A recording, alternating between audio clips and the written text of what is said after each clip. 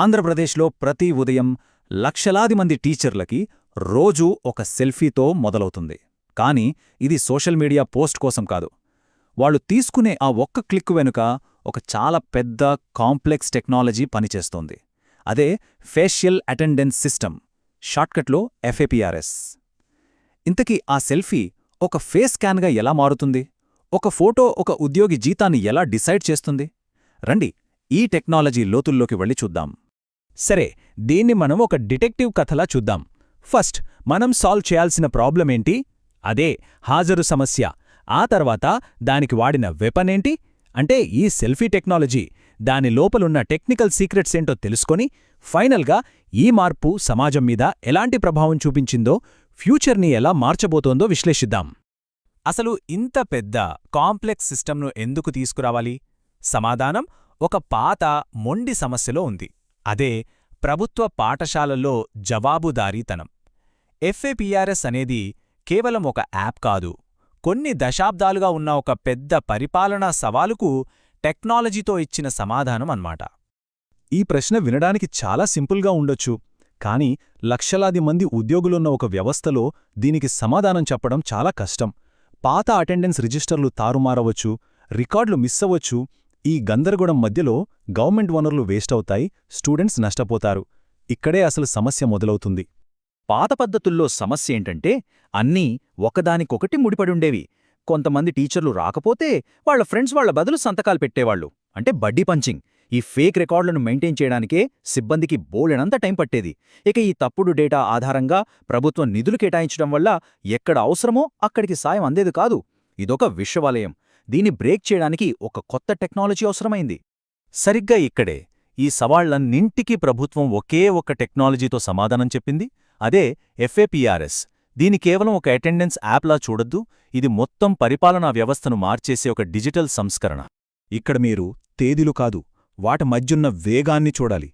కేవలం 3 నెలల్లో ప్రభుత్వం పాత హార్డ్వేర్ బయోమెట్రిక్స్ నుండి అందరి జేబుల్లో ఉండే స్మార్ట్ఫోన్ ఆధారిత ఏఐ సిస్టమ్కి షిఫ్ట్ అయిపోయింది.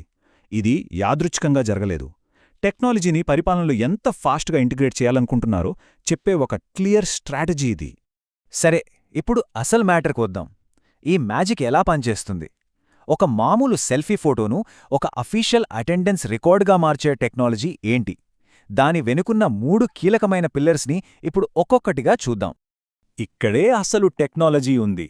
చాలా ఇంట్రెస్టింగ్ ప్రాసెస్ ఇది. ఒక మనిషి ముఖం కేవలం కొన్ని నంబర్స్గా ఎలా మారుతుంది? యాప్ సెల్ఫీ తీసినప్పుడు అది మీ ఫోటోను గ్యాలరీలో సేవ్ చేసుకోదు.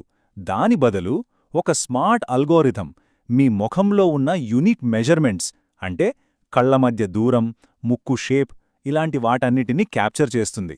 ఈ కొలతలన్నిటినీ కలిపి ఒక యునీక్ డిజిటల్ కోడ్గా మారుస్తుంది. దాన్నే ఫేషియల్ టెంప్లేట్ అంటారు. ఇక్కడ మనం గుర్తుపెట్టుకోవాల్సిన అతి ముఖ్యమైన విషయమేంటంటే ఈ డిజిటల్ కోడ్ను, అంటే ఈ నంబర్స్ని తిరిగి ఫోటోగా మార్చడం అసాధ్యం, ఇంపాసిబుల్.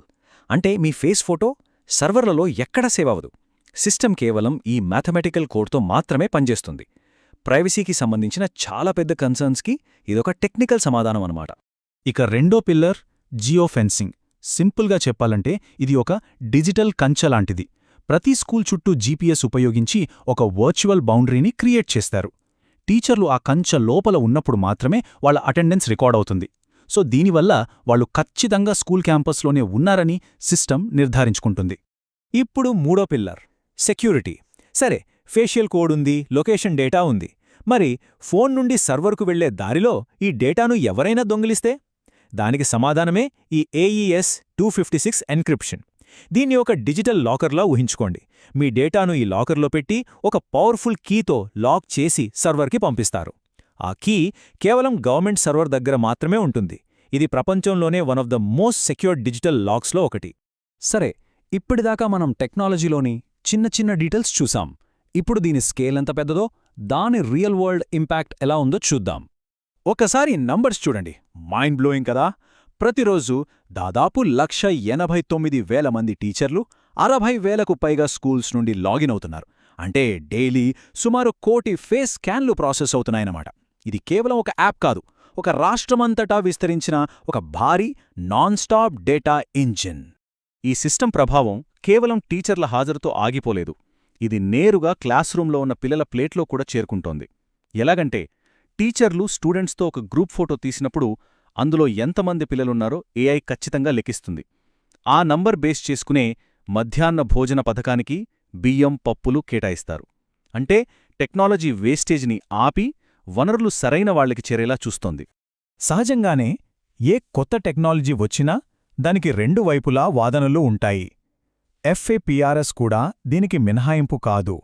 ఇప్పుడు మనం ప్రభుత్వం, టీచర్ల సంఘాల వాదనలను నిష్పక్షపాతంగా చూద్దాం. ఒకవైపు ప్రభుత్వం ఏమంటోందంటే దీనివల్ల ట్రాన్స్పరెన్సీ పెరుగుతుంది, ఎఫిషియన్సీ వస్తుంది, జవాబుదారీతనం పెరుగుతుంది అని. కానీ మరోవైపు టీచర్ల సంఘాలేమంటున్నాయంటే ఇది మా మూమెంట్స్ని నిరంతరం ట్రాక్ చేస్తోంది, ఆల్రెడీ చాలా యాప్స్ వాడుతున్న మాపై ఇది మరింత భారం, మా పర్సనల్ డేటా సెక్యూరిటీకి ఇది ప్రమాదం అని ఆందోళన వ్యక్తం చేస్తున్నాయి. వాళ్ల ఆందోళనంతా ఈ ఒక్క మాటలో మనకు అర్థమవుతుంది. వాళ్ల దృష్టిలో ఇది కేవలం హాజరుకు సంబంధించిన విషయం కాదు, నిఘాకు సంబంధించింది. తమ ప్రతి కదలికను ట్రాక్ చేయడం అనేది తమ ప్రొఫెషనల్ స్వేచ్ఛను, తమపై ఉన్న నమ్మకాన్ని ప్రశ్నించడమేనని వాళ్లు భావిస్తున్నారు. ఇది టెక్నాలజీకి, నమ్మకానికి మధ్య ఉన్న ఒక సంఘర్షణ. సరే, ఈ వివాదాలన్నీ కాసేపు పక్కన పెడితే FAPRS ద్వారా వస్తున్న ఈ డేటా భవిష్యత్లో గవర్నమెంట్ పరిపాలనను ఎలా మార్చగలదో చూద్దాం.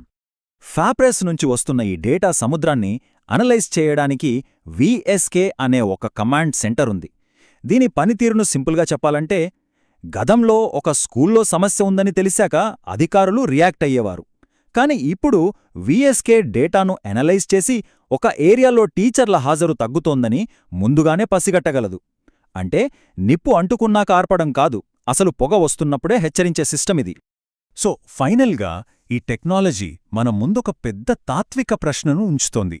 ఒక పనిలో జవాబుదారీతనాన్ని ఒక ఆల్గరిథం చూసుకున్నప్పుడు ఇక మనుష్యుల పర్యవేక్షణ పాత్ర ఏమిటి? సూపర్వైజర్ల పని డేటాని చెక్ చేయడమా, లేక తమ కింద పనిచేసేవారికి స్ఫూర్తినివ్వడమా? ఈ ప్రశ్న కేవలం ఆంధ్రప్రదేశ్ టీచర్లకు మాత్రమే కాదు, ఆటోమేషన్ యుగంలోకి అడుగుపెడుతున్న మనందరికీ వర్తిస్తుంది.